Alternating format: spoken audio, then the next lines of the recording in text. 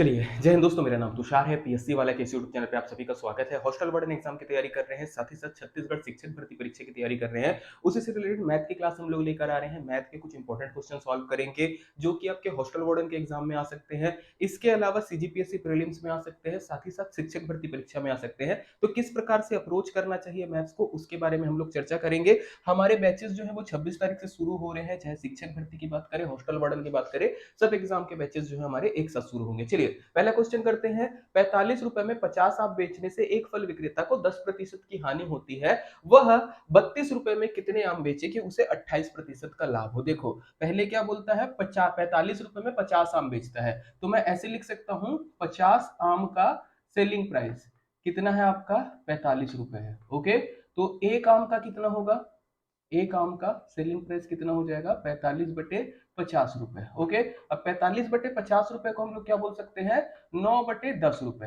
अब जब वो 9/10 रुपए में एक आम भेजता है तो हानि होती है उसको। हानि कितनी हो रही है जी, हानि हो रही है उसको 10% की। तो एक आम का कॉस्ट प्राइस कितना आएगा, एक आम का कॉस्ट प्राइस, ये हम लोगों का हो जाएगा 9/10 इंटू जितनी हानि हुई है उसको हम लोगों को भाग देना रहेगा। जैसे 10 है तो 100 - 10 90। ओके, यहां से यदि आप निकालेंगे तो आपको कितना मिलेगा, 9 एक कम 9, 9 हम 90, 1 रुपए। ओके, मतलब क्या है, कॉस्ट प्राइस एक आम का, एक आम का कितना है, 1 रुपए है। ओके, तो अगर वो 1 रुपए में एक आम खरीदता है और 1 रुपए में एक आम बेचता है तो नो प्रॉफिट नो लॉस पे रहेगा। अब 32 आम का क्रय मूल्य कितना होगा, 32 रुपए में वो कितने आम बेचेगा, तो 32 रुपए में अगर वो 32 आम खरीदता है तो नो प्रॉफिट नो लॉस पे रहेगा। आपको चाहिए 28% का लाभ हो, तो कितने आम बेचे, कितने आम बेचे। अब जनरली अगर 32 रुपए में 32 आम खरीद रहा है तो कम आम बेचेगा, तभी आपका आंसर आएगा। बेसिक लॉजिक लगा के चलना है। तो 32 रुपए में सेलिंग प्राइस कितना हो जाएगा आम का, तो 32/128 इंटू 100। मैंने क्या किया है, ध्यान से समझिएगा। 128 कैसे लिया मैंने, 28% का लाभ। तो यहां से सेलिंग प्राइस अगर हम लोग निकालेंगे तो 32 एकम 32, 32 चौको 128 और 4 एकम 4, 4 पचीसम 100। 25% का आपका क्या होगा, 25 रुपए, सॉरी ना, मैं गलती से 25% बोल दिया था मैंने। 25 आपके आम बेचेगा, मैंने गलती से फिर से रुपए लिख दिया है, थोड़ी बहुत मिसप्रिंट हो जाती है। 25 आम अगर वो बेचता है तो आपको क्या मिलेगा, वहां पर 28% का लाभ। तो करेक्ट आंसर कितना आएगा, 25 आम। ओके, तो नॉर्मली आप ऐसे आंसर याद रख लीजिएगा, 32 रुपए में 25 आम बेचेगा तो 28% का फायदा होगा। आज कोशिश करेंगे जो भी क्वेश्चन हम लोग बनाएंगे ना, इसका सॉल्यूशन का पीडीएफ मैं आपको दे दूंगा, कहाँ पे, टेलीग्राम चैनल पे अवेलेबल रहेगा, वहां से आप चेक कर लीजिएगा। चलो, एक बंदर है, एक चिकने खंबे पर 1 मिनट में 3 मीटर चढ़ता है। अगले मिनट जो है वो फिसल जाता है। कितना फिसल जाता है, 1 मिनट, 1 मीटर फिसल जाता है। मे बी यहाँ पे ना आपका क्वेश्चन पूरे नहीं दिख रहे होंगे, हाँ,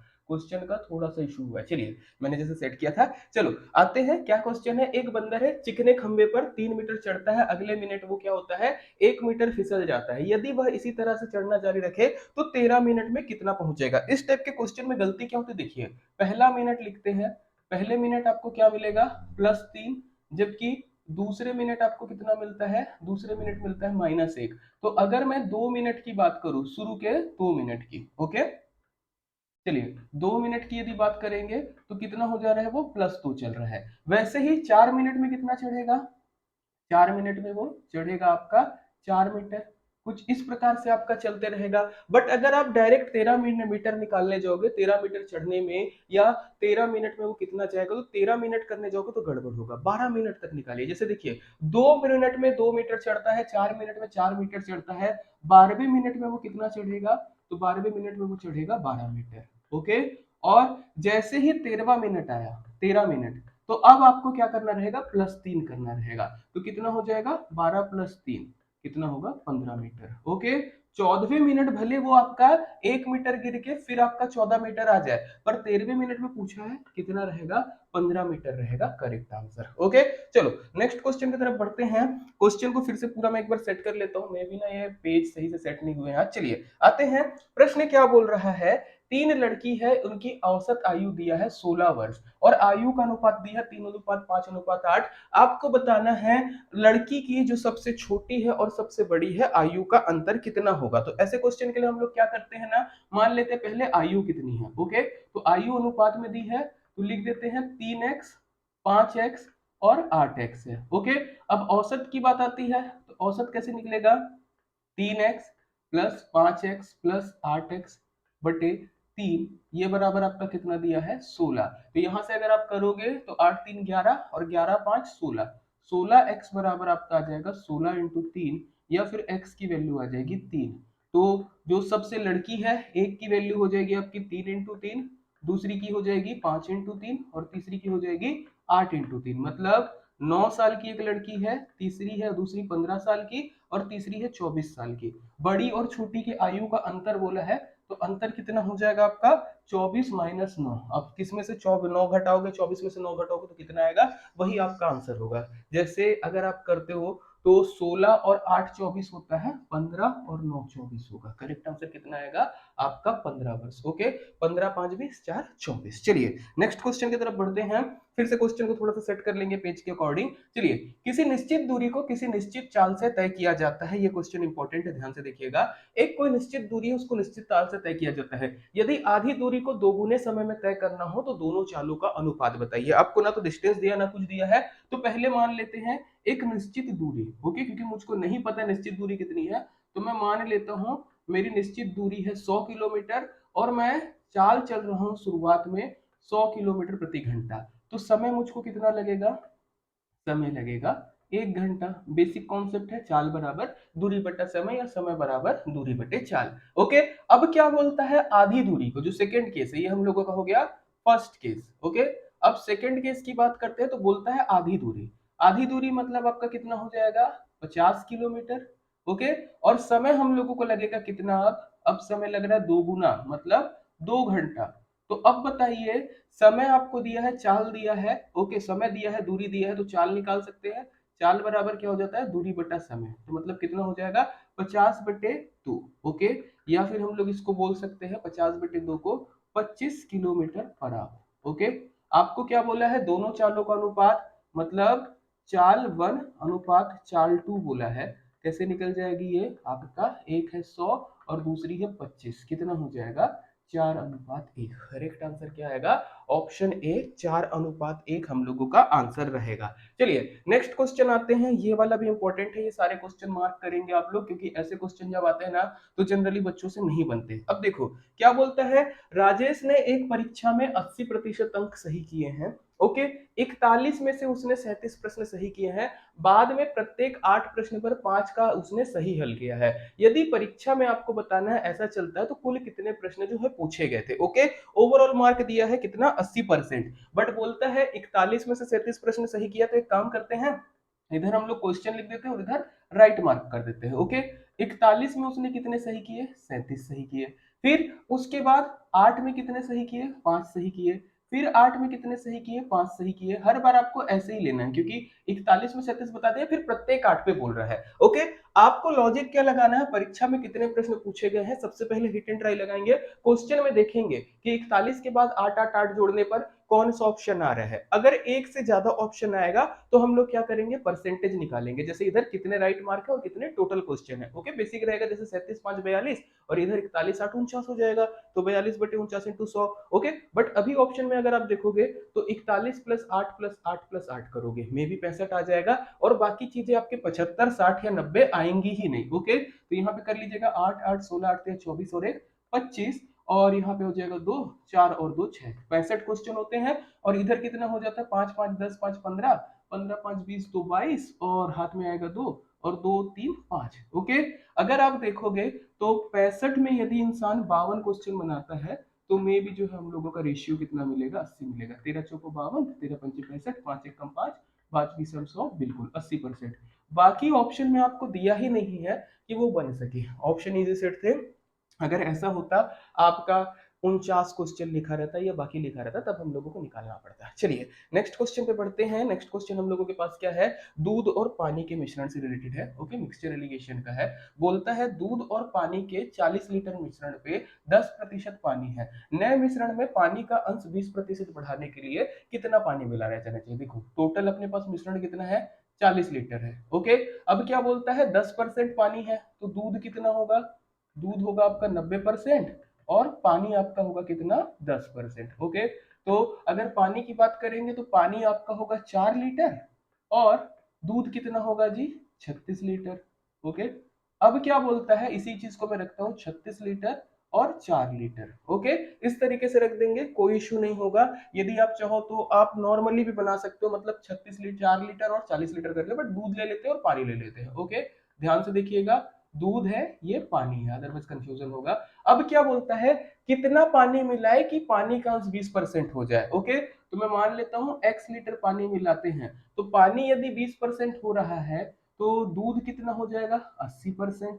ओके, ये चीज समझ में आई क्या, बताइएगा। मैंने x लीटर पानी बढ़ाया तो दूध जो है आपका 80 हो गया और पानी 20 हो गया। ओके, चलिए इसी को 8/2 भी लिख सकते हैं और कैलकुलेशन कर लेंगे। तो 36/4 प्लस एक्स बराबर 4:1, या फिर बोल सकते हैं 36 बराबर 16 प्लस 4x, या फिर 4x बराबर कितना हो जाएगा 20, तो x की वैल्यू कितनी आएगी 5। ओके, तो यदि आप 5 लीटर पानी और मिलाते हैं तो दूध और पानी का अनुपात आपका कितना हो जाएगा, तब आपका दूध और पानी का अनुपात हो जाएगा 8:2 या फिर 20%। ओके, चलिए आते हैं नेक्स्ट क्वेश्चन में। ये भी इंपॉर्टेंट क्वेश्चन है, ये वाला आप बिना पेन कॉपी के भी बना सकते हो। एक चुनाव है जिसमें टोटल 16,000 मत जो है डाले गए, मतलब टोटल वोट है आपके। ओके, कितने डाले गए हैं, 16,000। ओके, दो उम्मीदवार में से एक को 40% मत प्राप्त हुआ, बताइए कि विजयी उम्मीदवार को पराजित उम्मीदवार से कितने प्रतिशत मत अधिक मिले हैं। ओके, कितने मत अधिक मिले हैं। कभी भी ऐसे क्वेश्चन आएगा चुनाव वाला ना, आपको हमेशा 2 कैंडिडेट ही लेके चलना है। ओके, कभी भी आप ऐसा नहीं करोगे कि 3 कैंडिडेट ले लोगे, 4 कैंडिडेट ले लोगे, अदरवाइज आंसर नहीं आएगा। ओके, तो 2 उम्मीदवार है तो एक को मिला 40%, मान लो मेरा पहला कैंडिडेट ए है और दूसरा कैंडिडेट बी है। कैंडिडेट बी को यदि 40% वोट मिला है तो कैंडिडेट ए को कितना मिलेगा, 60% मिलेगा। और हार और जीत का अंतर हमेशा इनके बीच का रहेगा। तो अंतर की यदि बात करेंगे तो अंतर आपका कितना हो जाएगा, 20%। जब भी ऐसे कोई स्टेटमेंट लिखा रहता है ना कि वो 16,000 मत डाले गए हैं, 40 मत प्राप्त हुआ, तो आपको बताना है कितने प्रतिशत अधिक मत जो है आपको मिले हैं, या कितने मत अधिक मिले, तो 20% मत ही अधिक मिले हैं। यहां पर देखना, आप टोटल वोट थे 16,000, ये 100% की वैल्यू है।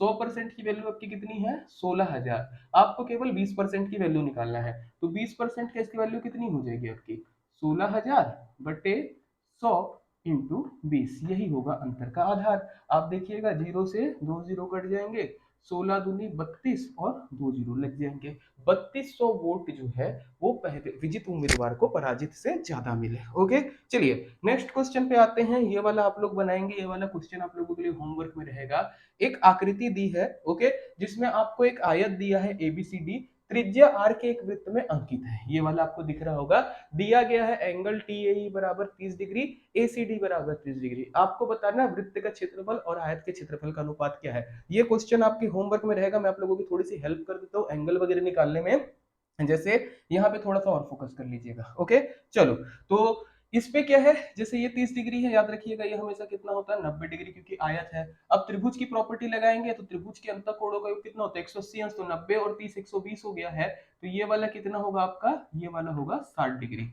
ओके, अब यहाँ पर अगर आप बात करोगे, ये एक त्रिज्या आर होगी, एक त्रिज्या आर होगी। अब सेम प्रॉपर्टी देखिए, अगर ये एंगल 30 डिग्री है तो ये वाला भी आपका 30 डिग्री होगा। ओके, अगर ये 30 हो गया, ये 90 हो गया, तो ये कितना बनेगा, 60 डिग्री बनेगा। और इसके अलावा देखो, ये 90 डिग्री, तो 30 डिग्री 30 डिग्री, ये भी आपका कितना होगा, 30 डिग्री। ओके, आपको करना क्या है, अगर ये त्रिज्या आर है, आपको बोल क्या रहा है, वृत्त का क्षेत्रफल और आयत का क्षेत्रफल में आपको अनुपात निकालना है। वृत्त का क्षेत्रफल, area of circle, okay, is to area of आपका क्या हो जा रहा है, rectangle. Okay, area of circle क्या होता है, पाई आर स्क्वायर, यहाँ पे आर दिया है, कोई दिक्कत नहीं है। एरिया ऑफ रेक्टेंगल आपको लेंथ इनटू ब्रेथ निकालना है, या फिर हम लोग बोल सकते हैं एडी इनटू आपको निकालना है सीडी। ओके, अब एडी और सीडी ये मान आपको कैसे निकालना है, बस यही लॉजिक लगाना रहेगा। देखो, एक अपना एंगल बन रहा है 90 डिग्री, एक बन रहा है 30 डिग्री, एक बन रहा है 60 डिग्री। भुजाओं का अनुपात 1:2:3 होगा। जब भी त्रिभुज ऐसे बनते हैं ना, 30 डिग्री 60 डिग्री 90 डिग्री पे, तो भुजाओं का अनुपात आपका 1:2:3 आएगा। बस वही लगाना रहेगा, थोड़ा सा लॉजिक लगाएंगे, आपका काम हो जाएगा। ये क्वेश्चन एक डालते हैं होमवर्क पे, यदि नहीं समझ में आएगा प्लीज बताइएगा, मैं नेक्स्ट आपको क्लास में जो है ये वाला करवा दूंगा। कमेंट पर दिखना चाहिए मुझको कि नहीं बना। चलो आते हैं नेक्स्ट क्वेश्चन पे। क्वेश्चन क्या बोलता है, एक चतुर्भुज है पी क्यू आर एस, ये सभी चीज को छूता है। ओके, चलिए, यदि पी क्यू बराबर 11 सेंटीमीटर है, क्यू आर बराबर 12 सेंटीमीटर है, पी एस बराबर 8 है, तो आर एस कितना है ये आपको बताना है। PQ की वैल्यू दिया है, यहां से यहाँ कितना 11। ओके, QR की वैल्यू दिया है, QR की वैल्यू आपको दिया है कितनी है 12। और इसके बाद आपका PS की वैल्यू दिया है 8। आपको बताना है RS की लंबाई कितनी होगी। तो जब भी ऐसा है, देखो ये आपका वर्ग नहीं है, आपका अलग अलग मात्रा में मतलब अलग अलग नाप का है चतुर्भुज। तो कभी भी ऐसा हो कि एक अंतः सर्कल है, तो अंतः सर्कल के फिट होने की प्रॉपर्टी क्या होती है आपकी, आमने सामने की भुजा, मतलब PQ प्लस RS ये हमेशा इक्वल होगा किसके, आमने सामने की भुजा के, मतलब PS प्लस QR के, तभी आपका आंसर आएगा, अदरवाइज नहीं आएगा। तो PQ की वैल्यू दी हम लोगों को 11, RS की वैल्यू हम लोगों को निकालना है, PS की वैल्यू है 8 और QR की वैल्यू है 12। तो RS की वैल्यू कितनी हो जाएगी 20 माइनस 11, मतलब RS की वैल्यू आपकी कितनी आएगी 9 सेंटीमीटर। ये प्रॉपर्टी याद रखिएगा, कभी भी किसी भी चतुर्भुज के अंदर यदि मान के चलिए कोई सर्कल है जो चारों भुजाओं को छू रहा है, तो हमेशा आमने सामने की भुजाओं का योग एक बराबर होगा, तभी ये चीज हो सकता है, अदरवाइज नहीं होगा। ये सारे क्या होते हैं ना हमारे, ये सारे रेखा गणित के क्वेश्चन होते हैं जिनको सॉल्व करना रहता है। तो इसका PDF मैं प्रोवाइड कर दूंगा, जो क्वेश्चन आप लोगों से नहीं बनेगा, मान के चलिए जैसे मैंने एक होमवर्क पे दिया है, आप या तो कमेंट पे उसका आंसर बताएंगे ABCD, अगर नहीं बनेगा तो बताएंगे, तो फिर मैं नेक्स्ट क्लास में उसको कवर अप करवाऊंगा। तो इतना रखते हैं आज के लिए, लाइक कर दीजिएगा, सब्सक्राइब कर दीजिएगा, थैंक यू।